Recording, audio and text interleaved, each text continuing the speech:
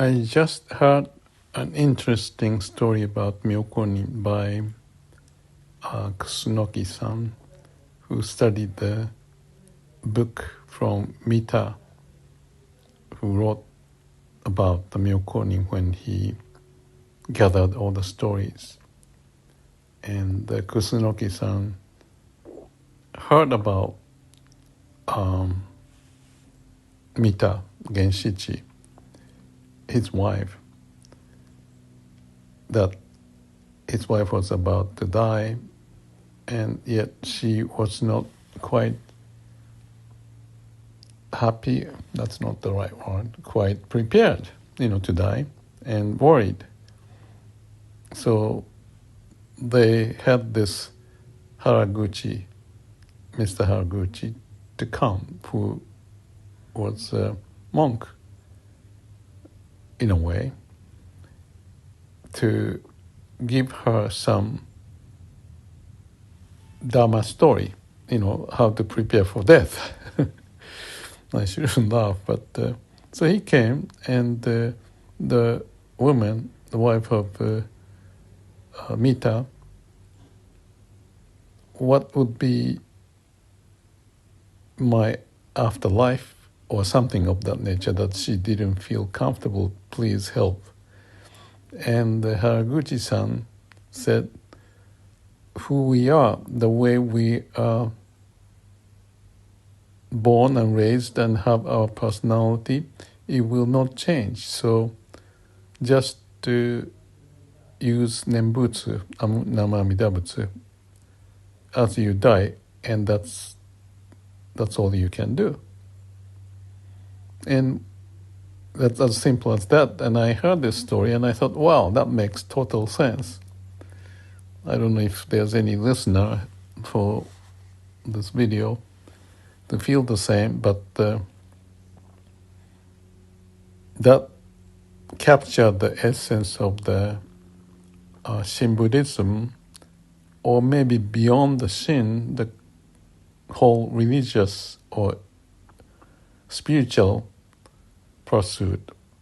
The bottom line of what it is captured in that sentence. Again, that says, the way we are doesn't change, so have the nenbutsu, saying nenbutsu, Namu Amida Butsu, as you pass away. And what it means is there are various ways that I can talk about.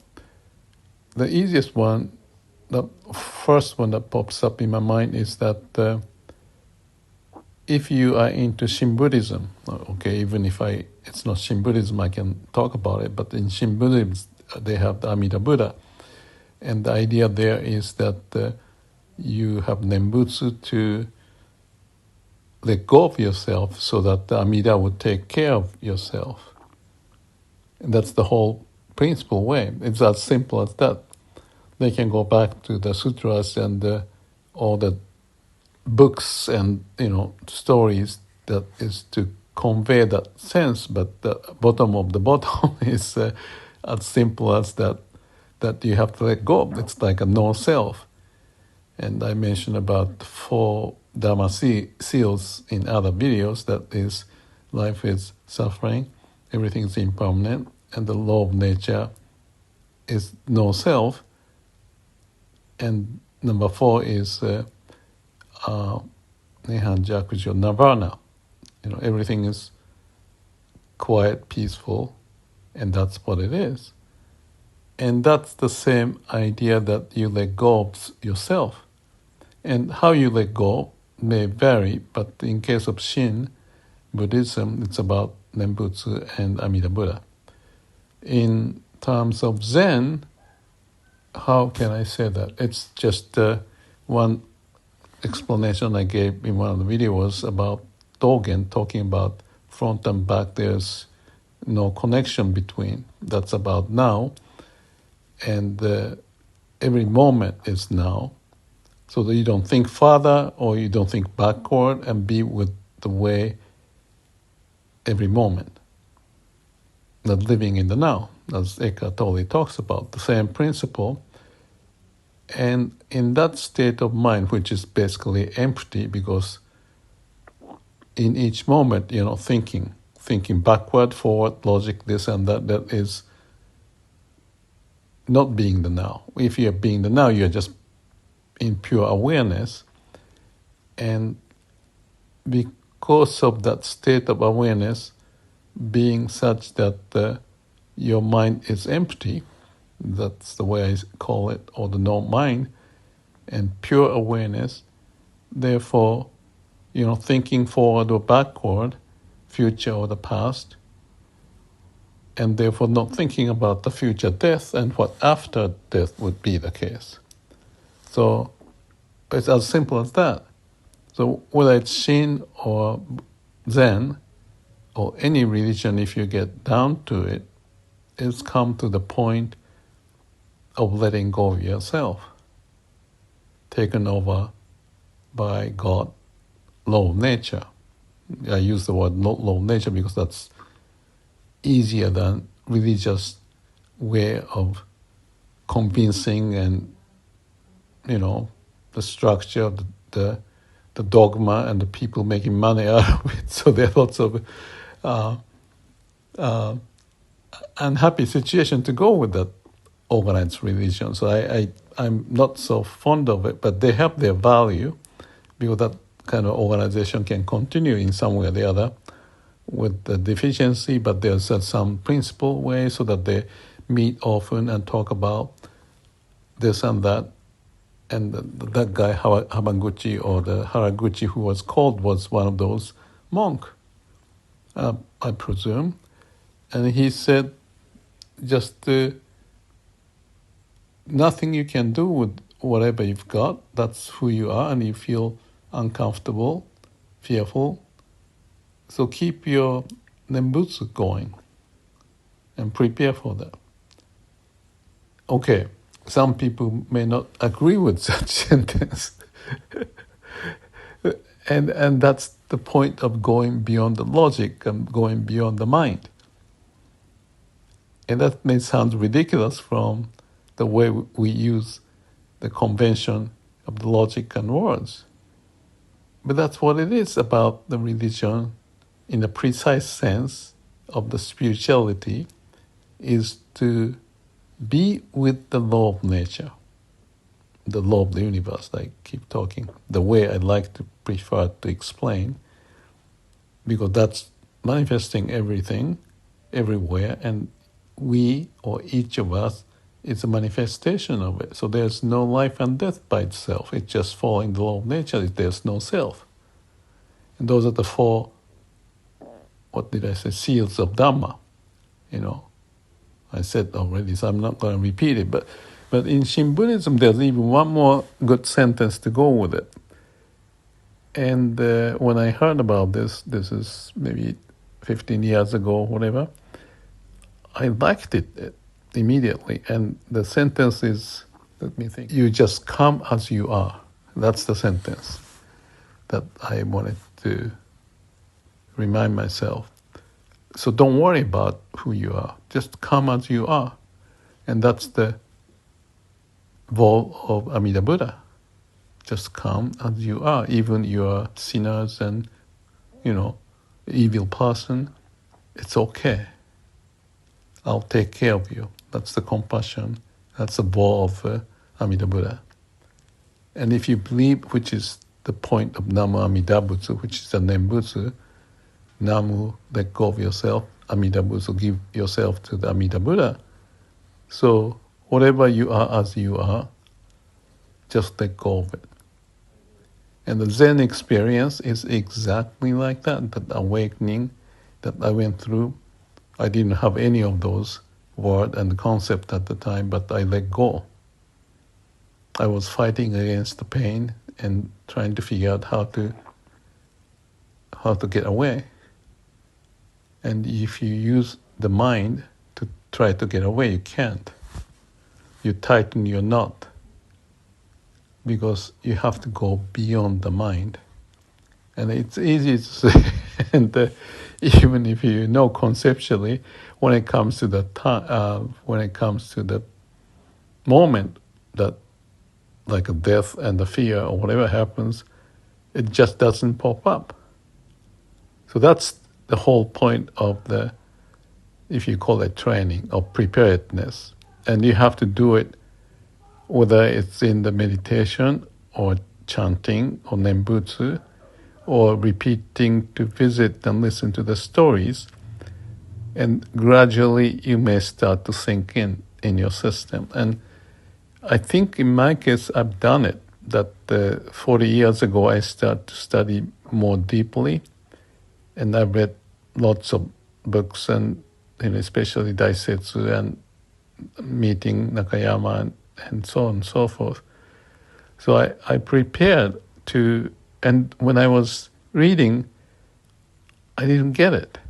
I still remember the moment that the tears came out. I still remember it. And why?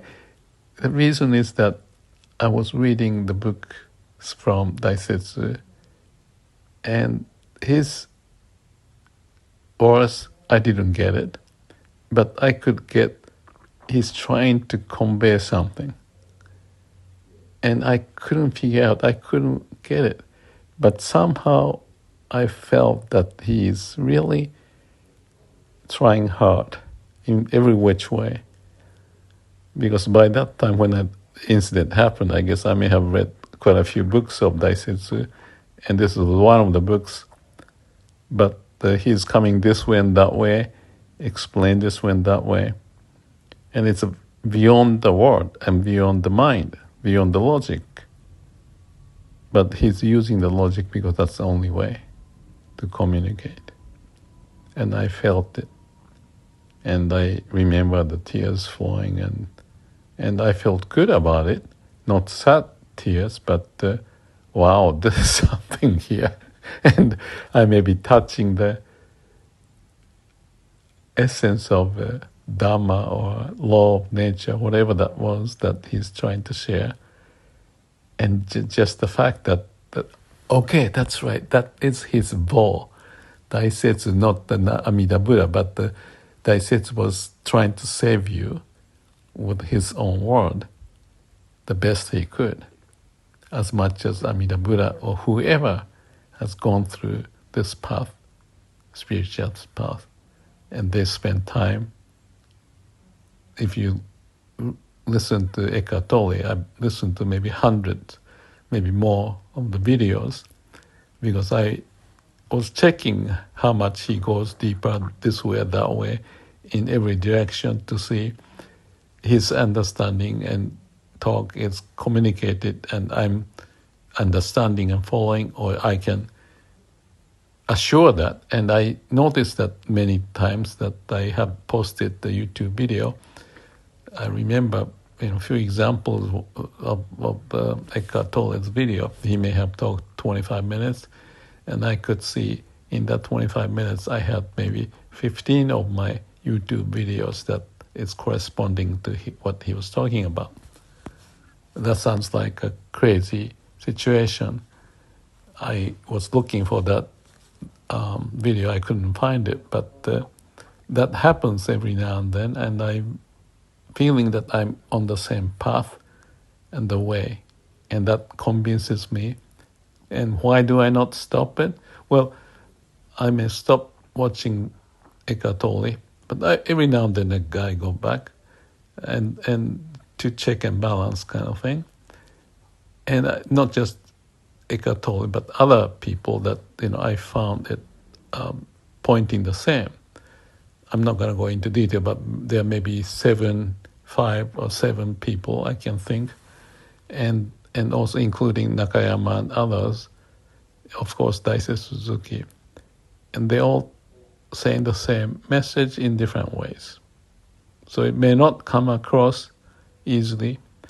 I'm feeling I'm sorry about it, but I've been there, and I couldn't get it because there's a jump of the logic, and that's what I was talking about, the characteristics of, or was it 8 characteristics of the Satori experience, then one of them is it's irrational in a way. It's beyond the human mind logic that we conventionally use. So it's the shift of consciousness, jumping off. In Shin Buddhism, they talk about yokotobi. Yoko is sideways, tobi is jump. You jump off from one to the other, like this way and that way, or this shore and that shore, or from your own self way of living to the vow of Amida Buddha's way of living. And that shift happens, and even though they are not the same principle like Zen, at the end of it is the law of nature, as I want to call it. I use the word that thy will be done, not the human will, but the thy being the God will or the nature's way to prevail. And that's the touching the moment of breakthrough, explosion in some cases, or gradual, but eventually you get to the other to pass through or jump sideways or connect from the two universes that I mentioned about and open up, and then you have the whole being of who you are relating and therefore feel peaceful, comfortable, and nirvana that can take place. So, interesting observation I had, and I may have expanded a little too much, but I'm happy to find this, and that's what I do. And this video series in Japanese, unfortunately, Kusunoki is doing, and I think he has like 30 videos, and this is the 20th one or 21st one I was watching, and the inspiration, the wisdom, compassion that comes across. And I'm making note and putting up in their YouTube video as my comment, just for the sake of my affirmation. I think that was one of the characteristics I talked about, the Satori experience that is good. And if you are in that state, you relate to that, convinces, and there's so much power, attraction, affirmation, and peace. I don't know if I should use the word conviction, but basically it's belief. This is good. And so you can call it the religious experience or the spiritual experience or Satori, or it doesn't matter. But Nakayama clearly has the same sense. And those are the people I feel like my friends, or connecting, speaking the language, and they're working hard. And I wonder, why they do it? Because it makes sense. And I do it. And I can't stop it. I often wonder if I may want to stop, but there's some aliveness, the energy is coming up. And I hope some good element, it can be dangerous to go into the wrong way, but have a good references to pursue your own destination. But it's already here with the law of nature to connect to that. That's the way I look at it, and that's the way I see it in the Shin and Zen Buddhism, whatever the case may be. So, just a little comment as usual, and I hope I'm communicating, because that's a wonderful thing to communicate and appreciate. And whoever has passed away the message, and unless we live the message, not just the papers on the book, but in between the line and the meaning of the book, it's not the meaning actually, the experience, the action, and deep down resonance of what it is. And that's difficult to communicate because it's about the mind, but it's beyond the mind. So let's make the most of what we can. Thank you.